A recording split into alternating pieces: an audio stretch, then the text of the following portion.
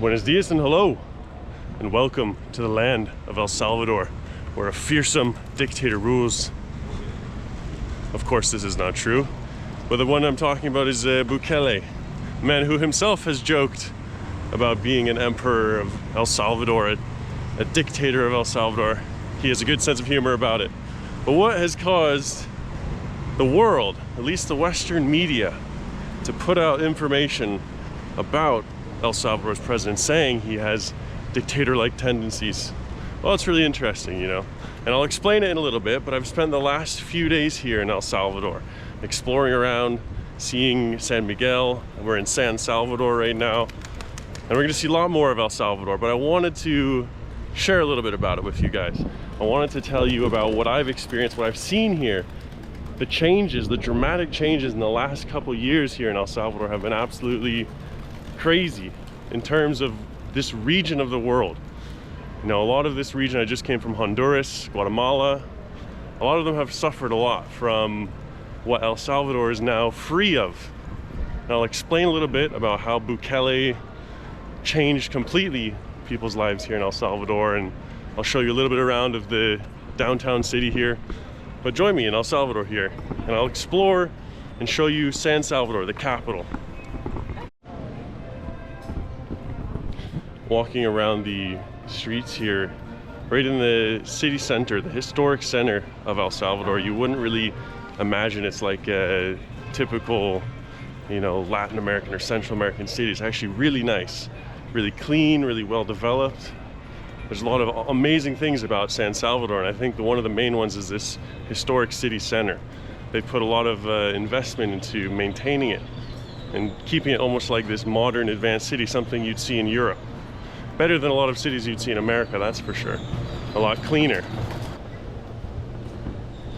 But just because El Salvador's safer now, and just because it's a lot cleaner in this historic city center, doesn't mean that everything's perfect here, of course. And so they still take large investments from other economies, and I'll show you a few of the buildings here that have been built up in the last couple of years by foreign investment.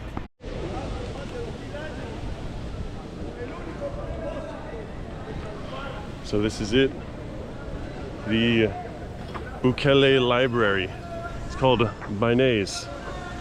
And you'll see on the bottom there, I don't know how to pronounce it, but it's a Chinese language. So it's a Chinese sponsored building.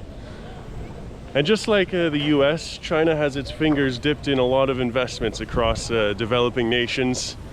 And you know, the US used to be a large part of developing in El Salvador here. And well, if you know anything about El Salvador, that always wasn't the best thing. The US has been quite corrupt sometimes in managing countries, especially in Central America, if you know any of the history about it. So I guess with Bukele, he decided to take a different investor and go with the Chinese, and built this building in a short 3 years, a record time for almost anywhere. That would never happen in anywhere else in North America. But he pushed this building, and now it's a library, a free library, fully AC'd, advanced technology in there, tons of books. You can play Mario Kart, you can play video games after you read Harry Potter and Game of Thrones. It's quite a cool library. Unfortunately, I can't bring my camera in there. I tried the other day, but they wouldn't let me. But it's a fantastic investment, I think, for educating people here in El Salvador.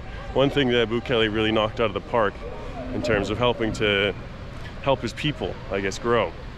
But I'm sure you are wondering by now how this happened. You're wondering, how is this Bukele man who built this beautiful library, who's invested a bunch, how is he perceived as a dictator across the world, especially in America and the US and European politics and news? Why do they perceive him as this? Well, I'm going to be walking to a market here to get some breakfast, so I'll take a little moment to explain a little bit. I'll do the cliff notes because it's quite a long and complicated explanation, but I'll give you the cliff notes about how Bukele, in a vote this past February, had a 91% approval rating and easily got, for the first time ever, a second term of presidency here in El Salvador. Well, Bukele decided to run on a zero crime policy for his election. After generations of incredible violence and murders, extortions, death, everything that had ran El Salvador in the past, he decided to oppose that. And shortly after he was elected, the gangs that were running El Salvador, the people that were doing all this murdering, all this violence, well, they weren't very happy that he won the election. In a few days or a short time after he was elected, they murdered 80 plus innocent people, just randomly chosen people, murdered them on the streets, left their bodies in near developments for tourism, trying to put a message to Bukele that his idea of freeing El Salvador would not go well. And so this is where his arc of what people sometimes say dictatorship began.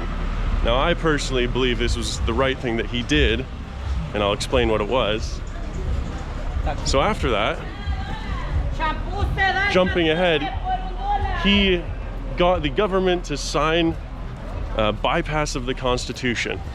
So he basically overstepped the Constitution in order to create massive arrests without proper prosecution, without proper, without proper documentation, warrants, whatever, just mass incarceration, mass arrests for everyone involved in gang-related activity. And some people might say, well, you know, you can't break the Constitution, blah, blah, blah, this thing. Listen, the gangs here and the drug dealers and the people that were murdering and extorting innocent people, they did not follow the Constitution. There is no Constitution being followed by these people whatsoever for the last few generations.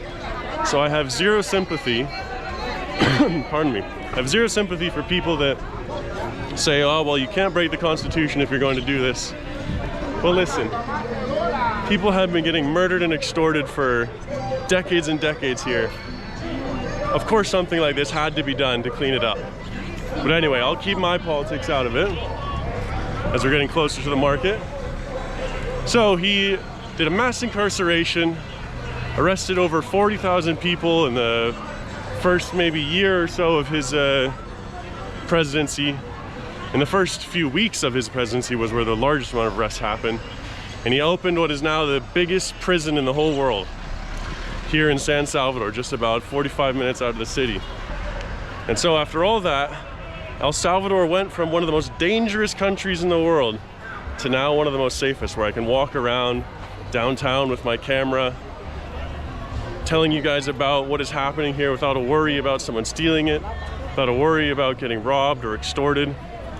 And the beautiful thing is, many of these businesses that you see around me here, before Bukele came, before Bukele changed this whole way of life here in El Salvador, they all were being extorted. So gangs would come and collect money from them. And if they didn't want to pay the gangs, well, the gangs would kill them. The gangs would murder friends, family.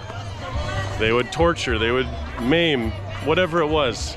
They had no empathy for the people of El Salvador.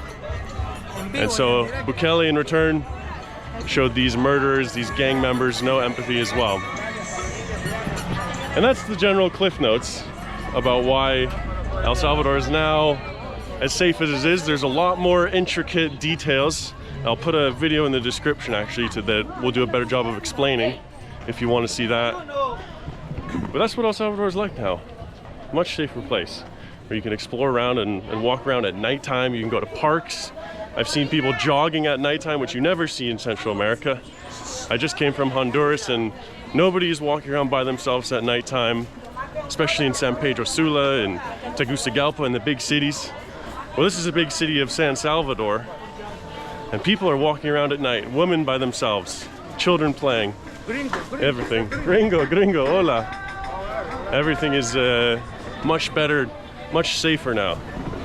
And the next big step, I think, for Bukele is going to be turning this economy into something that can actually provide for the people. Because right now the economy is still very, very poor. And so you still see very poor people. And that unfortunately takes a lot more than just arresting gang members to fix. But now we're in the markets. I haven't had breakfast yet. I hope you enjoyed my explanation, and I hope it cleared up some questions about why people think that he's a dictator. I personally don't think he is. I think he's done an amazing job for people. And from everyone that I've talked to in El Salvador so far on my trip, they really, really love what he's done, how he's changed their lives for the better. Just from what I've experienced and what I've talked to about people. There's horchatas, by the way, if you want one. This guy's so loud. But anyway, I think it's fantastic, and I think it's been a great change for a region and a country that has been suffering for decades. And so now, we'll see if other places follow his lead and do the same. There's now a large movement in this part of the world towards creating a Bukele-like El Salvador, in Honduras, in Guatemala, in Colombia, in Ecuador. Ecuador right now, I know this is a side note, but I was just in Ecuador, and they have had a crisis, and they just had one of their youngest female mayors. She was 26. She was a mayor on the coast of Ecuador, and she was just shot dead in her car a week ago after she was trying to promote positive change in her community. So you can see just what it's like. Anytime there's wanting to be positive change in communities in Latin America by government and officials, they are silenced, they are killed, they are murdered. And so Bukele had to be as harsh as he could, because he couldn't just follow by the rules and expect to have the change that he wanted, because nobody else here follows by the rules. Hola. Buenos días. ¿Cuánto cuesta para uno? 3 por 1.25 y estos son $2. 25 para uno, 25. No, 3 por 1.25. Ah, 3 para 1.25. Sí, y estos así son 2 por el dólar. Ay. ¿Cuánto cuesta para uno? ¿Es posible? 50? Está $1, pero está verde. Sí, 50 para uno. ¿Qué le doy? $2 y 4 por el dólar. Sí, mi amor. Gracias. Gracias, corazón. Gonna have a little avocado for breakfast. Hopefully find some more fruit or something. The great thing about Ecuador is that they use the US dollar. So it's very easy for me to understand the exchange. And they create their own coins here too. They have a dollar coin. Now I think a lot of these are made in the US. I'm not too sure, because places like Ecuador, they use the US dollar, but they also make their own coins that are only usable in Ecuador. But anyway, let's get some more fruit here. Hola. ¿Cuánto cuesta para banana? Plátano. 4 por Ah, ¿tienes banana aquí? Ah, ok. ¿Cuánto cuesta para dos? 8 por $1. ¿8? $1? ¿Para dos? $1. Ok. Aquí. Muchas gracias. De aquí. ¿Es posible? No, de ahí Aquí? en medio no puedo darle. Ok. No, de aquí se le voy a dar, aquí sí. Ok. En eso.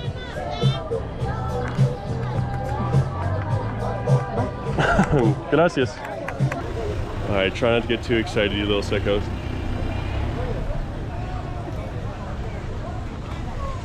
So I think we'll just walk around a little bit. After coming from the city center, you know, you can see what the markets of San Salvador are like. Obviously, an entire city is not going to be cleaned up and fancy and new and invested in by the Chinese, you know, to make everything perfect and squeaky clean. But that's not realistic for any city in the world, even in Europe and North America. Well, technically we're in North America right now, so I should say the US and Canada. But even seeing the city center in such a good condition and obviously cared for and well taken care of, not only by the people, but by obviously the government. It's really inspiring, really good to see from a country that is looking to change an entire region of the world, an entire mentality from this region of the world. And the one thing that I think they have to worry about is like the mayor from Ecuador who just got murdered a week ago from trying to make better her community. Bukele is maybe at the top of the list, and we will see if in the next year or in the next few years of his presidency, if there's a massive retaliation, you know, because of his work against the gangs, and because of it, you know, as we've seen through the history of Central America, South America, this Latin America part of the world, violence comes for those who want positive change. It's unfortunate but true. But now I'm going to be exploring El Salvador for the next week here. Going to be going to the coast, going to be going to Santa Ana, a few different places. You know, really trying to soak in El Salvador while I can to see this piece of history that's currently going on here. It's always fascinating to see a country as it's having one of the largest changes in maybe the last 100 years. It's fantastic to see. I'm really excited to explore a little bit more of El Salvador, talk to some people, and see how everyone feels about it. But that's it for today. I hope you guys enjoyed this little piece of educational content. I don't really do this very often, but I think El Salvador is such a fascinating place and has such a fascinating story right now. And it's something that I'm really excited about. Like, this is what I love about traveling, is going to places like this that are experiencing this massive change. I think it's incredibly fascinating, and I'm really happy and glad that I can share it with you guys. But I'll see you next time.